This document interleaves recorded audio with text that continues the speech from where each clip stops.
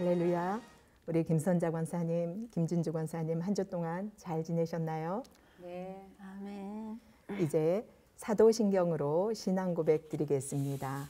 전능하사 천지를 만드신 하나님 아버지를 내가 믿사오며 그 외아들 우리 주 예수 그리스도를 믿사오니 이는 성령으로 잉태하사 동정녀 마리아에게 나시고 본디오 빌라도에게 고난을 받으사 십자가에 못 박혀 죽으시고 장사한 지 사흘 만에 죽은 자 가운데서 다시 살아나시며 하늘에 오르사 전능하신 하나님 우편에 앉아 계시다가 저리로서 산 자와 죽은 자를 심판하러 오시리라. 성령을 믿사오며 거룩한 공회와 성도가 서로 교통하는 것과 죄를 사하여 주시는 것과 몸이 다시 사는 것과 영원히 사는 것을 믿사옵나이다. 아멘. 자, 오늘은 제2과 세계 선교에 대한 나눔을 갖겠습니다. 다음에 이야기를 듣고 우리 권사님들이 어떻게 느끼시는지를 말씀해 주시기 바랍니다. 1981년 인도의 비하르주에서 다리를 건너던 열차가 강으로 추락하는 대형 사고가 일어났습니다. 이로 인해서 600명 이상이 사망하고 300여 명이 강 아래로 떨어져 실종되는 아주 큰 사건이 일어난 것입니다. 사고의 원인은 다리 한복판에 있던 소 한 마리를 발견한 기관사가 급브레이크를 작동했기 때문이라는 것입니다. 소를 숭배하는 인도에서 소 한 마리를 살리려다가 결과적으로는 1000여 명이 넘는 사람들이 희생을 당한 것입니다. 우리 권사님들은 이 이야기를 들으면서 어떤 느낌을 받았는지 말씀해 주실까요? 네, 우리나라에서 이런 일이 일어났다면 모든 사람들이 기관사를 욕했을 것 같아요. 너무나 어처구니 없는 일이네요. 권사님은 어떻게 생각하십니까? 이분이 예수를 믿었더라면 이런 일은 없었을 것 같아요. 그래서 정말 하나님을 믿는 게 너무 감사한 일이라 그렇게 생각했습니다. 네, 하나님을 믿는 나라였다면 이런 일은 아마 절대 일어날 수 없었을 것입니다. 그런데 인도는 소를 아주 신성시하는 나라입니다. 그래서 암소 앞에 서 있거나 보기만 해도 행운이 임한다고 그들은 생각한다고 합니다. 그러니 소를 죽게 하거나 또 소고기를 먹는 일은 아마 상상할 수도 없었을 것입니다. 2010년도에 이런 정말 너무나 놀라운 일이 있었는데요. 밴쿠버 동계 올림픽에 출전한 2명의 선수가 소고기가 들어있는 햄버거가 먹고 싶어서 맥도날드에 가서 햄버거 2개를 사가지고 와서 그들이 어떻게 먹을까 고민하다가 숙소에 화장실에 숨어서 그것을 먹게 되었다고 합니다. 그런데 마침 코치가 문을 아무리 두드려도 문을 열어주지 않자 비상키를 가지고 들어와서 이들이 햄버거를 먹었다는 사실이 들통나고 말았습니다. 아무것도 아닌 이 일이 이 인도에서는 총리에게까지 보고가 되었고 이 두 선수는 4년 동안 피땀 흘려서 열심히 훈련을 했는데도 불구하고 올림픽에 참여하지도 못하고 강제 귀국을 당했다는 것입니다.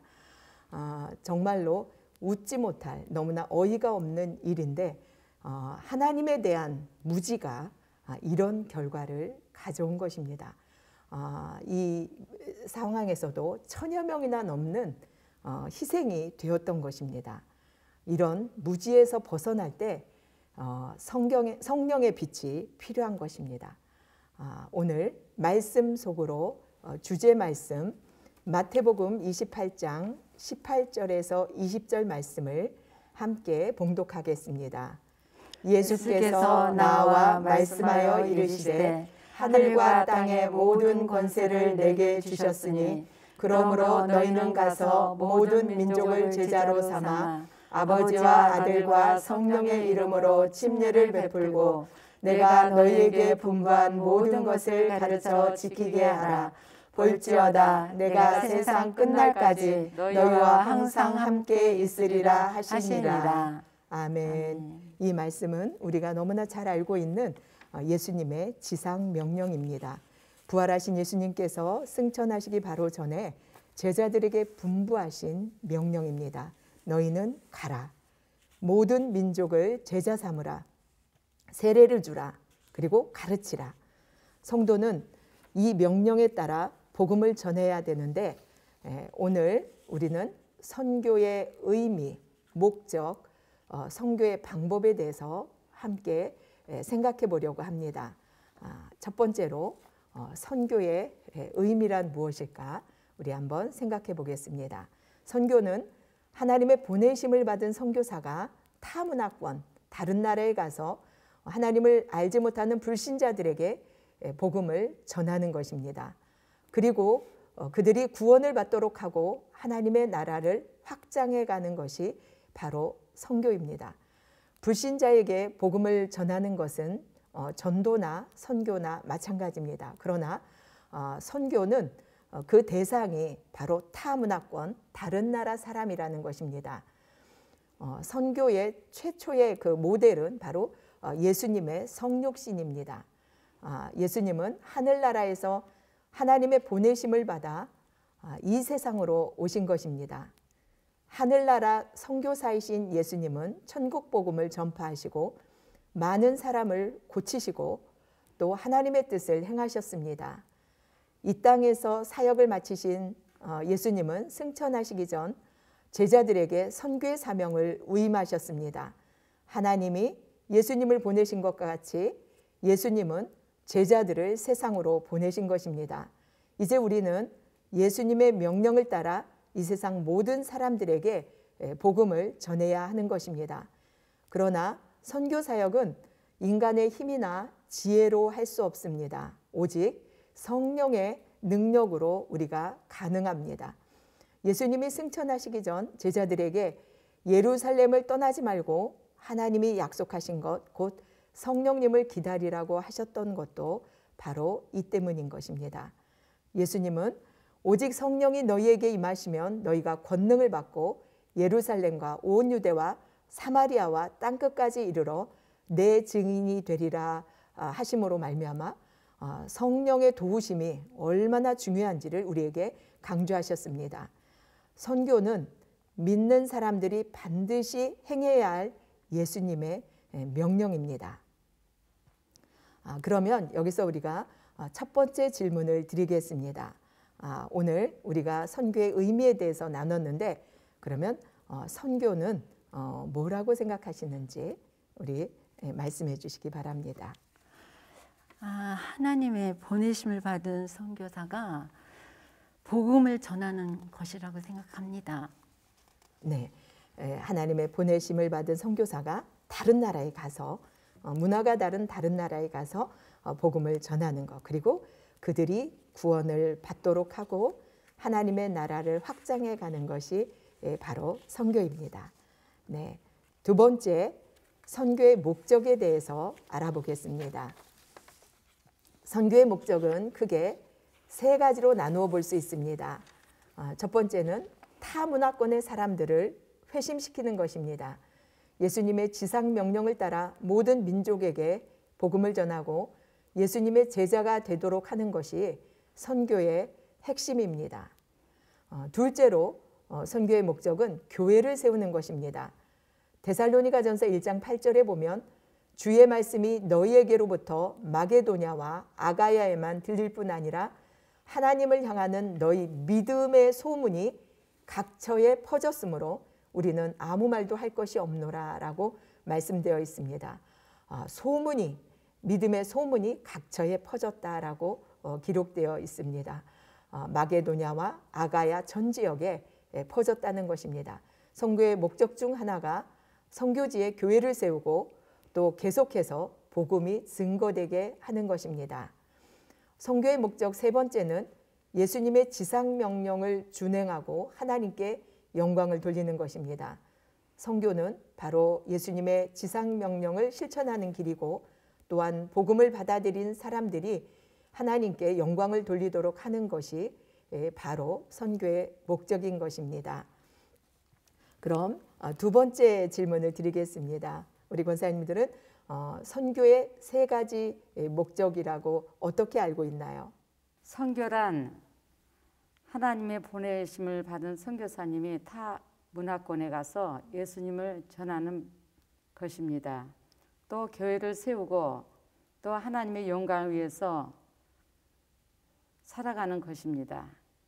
네, 다른 지역에 가서 그들에게 복음을 전해서 회심을 시키고 또 교회를 세우고 또 예수님의 지상 명령을 준행하고 하나님께 영광을 돌리는 것. 네, 그렇습니다. 이것이 바로 선교의 목적인 것입니다. 세 번째, 또 선교의 방법에 대해서 우리가 함께 나누고자 합니다. 선교의 방법에는 크게 두 가지로 나눌 수가 있습니다. 첫 번째는 복음을 선포함으로써 선교하는 방법입니다. 불신자들을 직접 만나서 복음을 전하거나 TV나 라디오, 인터넷 등 미디어를 통해서 복음을 전할 수 있습니다. 그리고 또 현지어로 된 성경을 배포하거나 현지인 목회자를 양성하여 복음을 전할 수 있습니다. 두 번째는 사랑 실천을 통해 선교하는 방법입니다. 선교지에 학교를 세우거나 또 병원을 세우거나 구제가 필요한 곳에 물질적인 도움을 통해서 선교를 할 수 있습니다. 이제 세 번째 질문을 하겠습니다. 선교의 방법에 무엇이 있다고 우리가 나눴습니까? 복음 선포와 사랑 실천입니다. 네, 맞습니다. 네, 복음 선포와 사랑 실천을 통해서 우리가 선교할 수 있습니다. 그럼 오늘 말씀을 삶 속으로 적용해 보도록 하겠습니다. 선교를 위해 자신이 할 수 있는 일은 무엇인지 이야기해 보세요. 우리 김선자 권사님께서 말씀해 주시겠습니까? 네, 있는 자리에서 선교를 위해 기도할 수 있습니다. 선교에 필요한 재정과 지원과 후원을 할 수가 있습니다. 네, 맞습니다. 우리는 보내는 선교사로서 우리는 뒤에서 기도의 후원을 할 수 있습니다. 그리고 또 코로나로 인해서 어려움을 당하고 있는 우리 선교사님을 위해서 계속해서 기도하고 또 선교지에 필요한 물품을 보내는 것도 우리가 보내는 선교사로서의 사명입니다. 이번에 코로나 때문에 마스크를 구하지 못하는 우리 선교사님들에게 우리가 마스크 보내기를 했는데요. 참으로 많은 기쁨의 소식들이 선교사님들로부터 들려지고 있는 것을 볼 때 저의 마음도 참으로 기뻤습니다. 네, 두 번째 질문. 기도로 후원하려는 선교지와 선교사를 정한 후 구체적으로 어떠한 기도가 필요한지 기록해 보세요.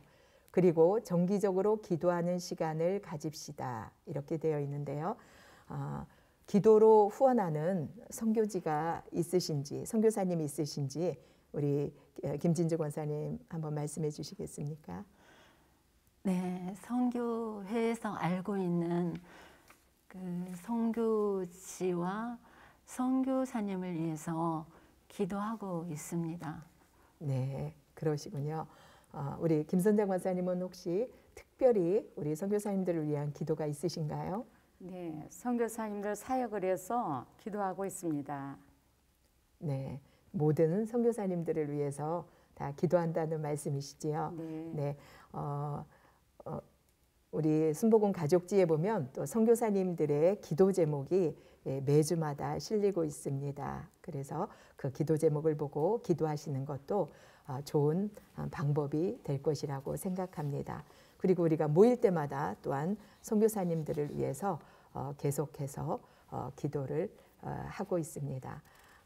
그렇습니다. 오늘 우리는 선교의 의미와 목적과 방법에 대해 말씀을 나눴습니다. 그럼 이제 결단과 고백의 시간을 갖겠습니다.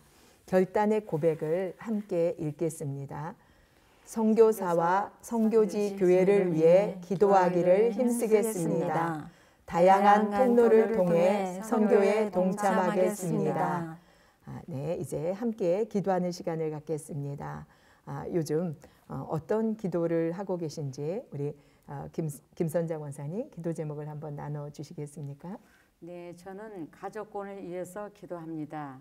그리고 가족 건강을 위해서 기도하고 있습니다. 예, 가족 구원과 건강을 위해서 우리 김선자 권사님은 기도하고 계시군요. 예, 우리 김진주 권사님은 요즘 어떤 기도를 하고 계십니까?